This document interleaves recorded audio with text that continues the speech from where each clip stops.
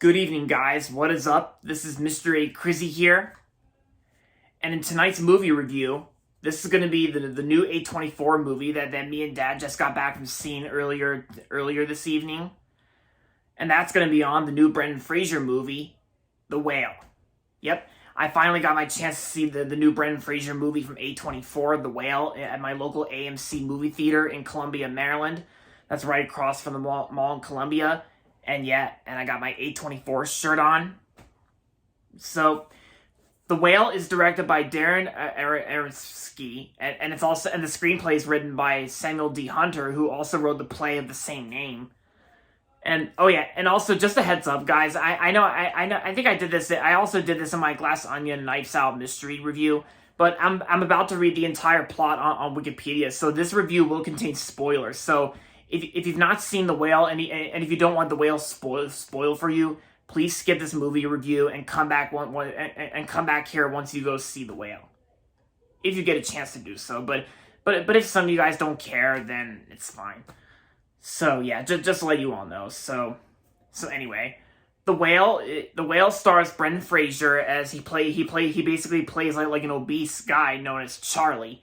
Charlie is an obese and reclusive professor who teaches online college writing courses and he's basically like, teaching English, but he always keeps his webcam switched off, afraid to show his appearance to the students.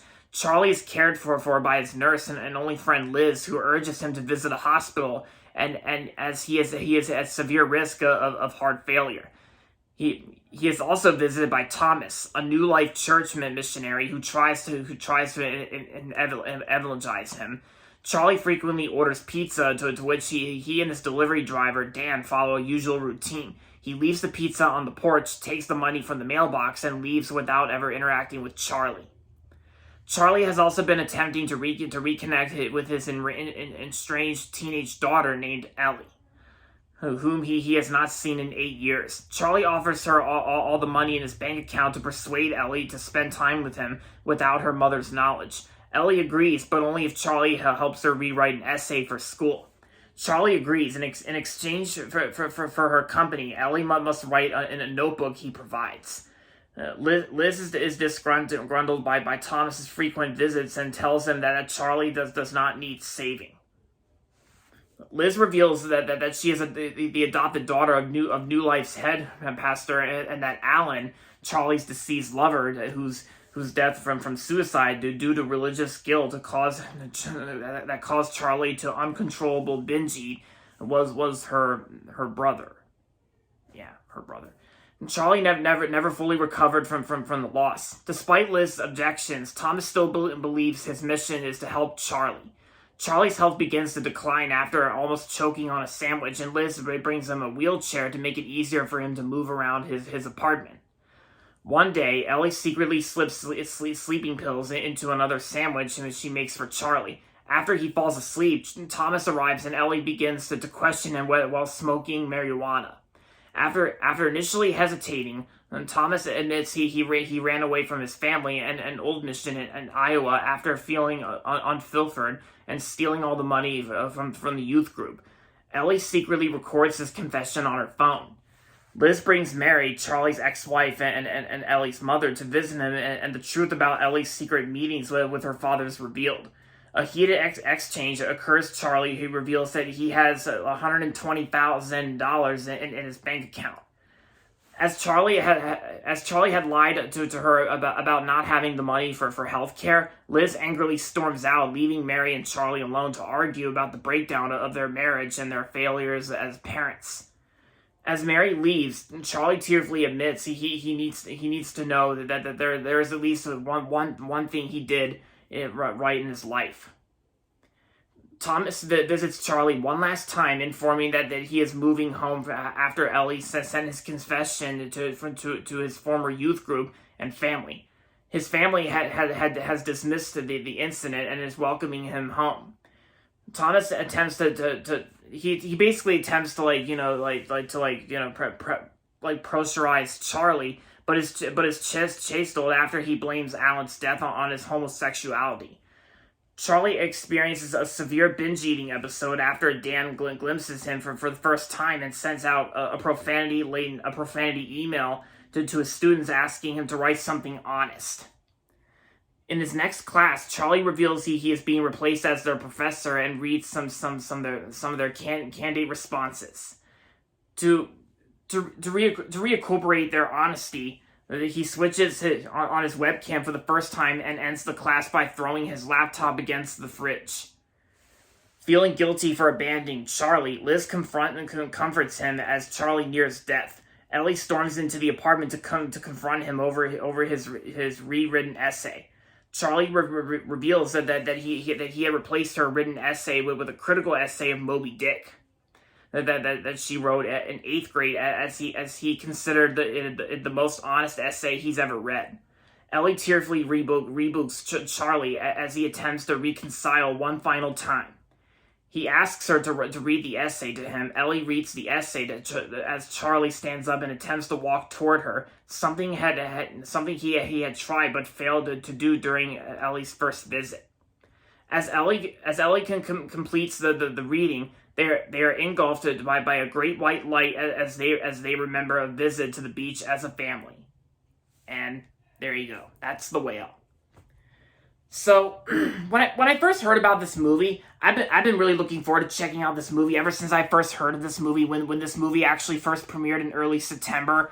Like, The Whale actually first premiered in September. This movie actually premiered at a festival on September 4th of 2022. And when I first heard about this movie, Brendan Fraser has been getting lots of praise for his performance as Charlie from The Whale. And then when the movie was officially released worldwide, like December 21st or something. Well, technically, this movie actually first came out on December 9th, and then wasn't really given a wide release until like it was some weeks later. But yeah, I finally got my chance to see The Whale at AMC with Dad, and my dad was kind of processing it. I mean, he thought it was kind of weird at first, but I mean, he liked Brendan Fraser's performance, and I gotta agree with you guys out there. Brendan Fraser's performance as Charlie, like, I think Brendan Fraser definitely knocked it out of the park as Charlie in this movie, because. And I do get that this, and I can see why this movie's not going to be for everyone out there, because there were some critics out there that were polarized by this movie, but I can see why most people were not really big fans of this movie, and I can totally understand that this movie's not for everyone. But I gotta say, like I said, Brendan Fraser's performance in this movie, I think Brendan Fraser definitely knocked it out of the park as Charlie.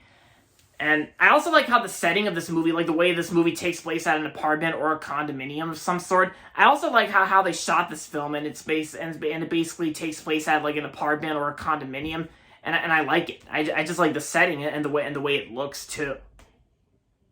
And I gotta say, A24 does a really great job working on this film. And I gotta say, Samuel D. Hunter actually did a great job working on the play and writing the screenplay for this movie. Yeah, not only Brendan Fraser knocked it out of the park, not only Brendan Fraser was terrific in this film, and I also agree with you guys, he definitely deserves an Oscar for sure. He deserves an Academy Award for his performance. Yeah. And yeah, 2 big thumbs up and a 5 out of 5 for Brendan Fraser. Yeah, because I can definitely say this is definitely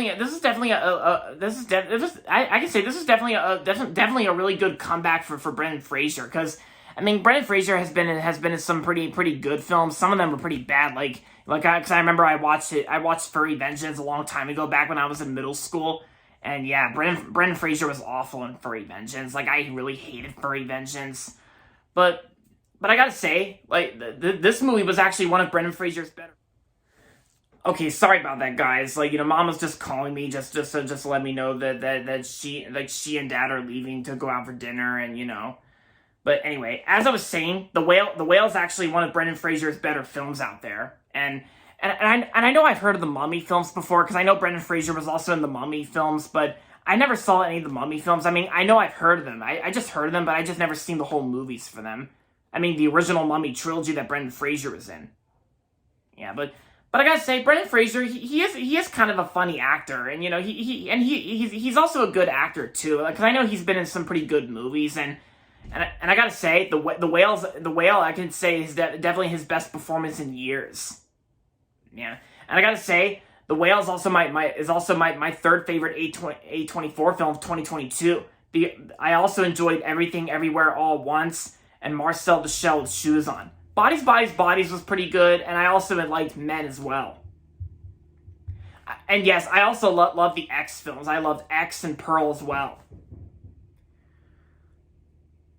And yeah, and as for the other performances that were in like other people besides Brendan Fraser, they were good in the film too. Like, you know, they're basically like, there was like Sadie Sink, she was good, and Hong Chow. Hong Chow was actually the same actress who was in the movie The Menu, and I liked her in The Menu, and she was good in this film too. Ty Simpkins, he was good too. And Samantha Morton, like, I thought she did a good job in the film too, because basically everyone gets like a pretty solid performance, and I'm just glad that I finally got my chance to see The Whale. So yeah, thanks for the chance. Yep, and yeah. And also I also got a lot of previews that were shown in front of my theatrical showing of The Whale at AMC. Because it was actually like 8 previews altogether. I can hardly remember them when I posted on like, you know, my like Facebook, Twitter, and, you know, and of course my community tab. But I can remember like Ant-Man and the Wasp: Quantumania was one of the previews, as well as I also got John Wick Chapter 4, Knock at the Cabin from M. Night Shyamalan. I also got a Neon preview as well for Broker. I think that's what it's called. And the last 2 previews were actually A24 previews. Like, I think there was one called Close and Showing Up. Yeah. That's the best I can remember, so, yeah. So overall, The Whale was an amazing movie from A24 this year in 2022 to conclude this year of 2022. And I'm going to give The Whale 5 out of 5 stars. Yeah. 5 out of 5 for me, because Brendan Fraser deserves an Oscar for The Whale. Yeah, because I just really love this movie. I really enjoyed it. And still, and like I said, I understand this movie's not going to be for everyone out there, and, you know, I understand that. I just love this movie. I love The Whale. I enjoyed it. Yeah, there you go.